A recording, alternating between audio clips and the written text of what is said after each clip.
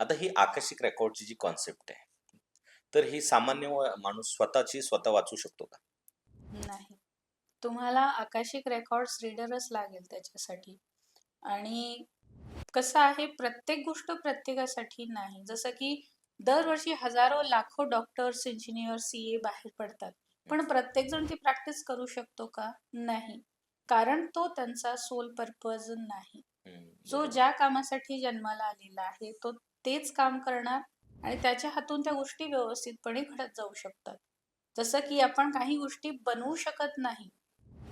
हं, काच जरी आपण बनवू शकतो, रंगीबेरंगी अगदी चमकणारी बनवू शकतो, पण आपण हिरा नाही बनवू शकत.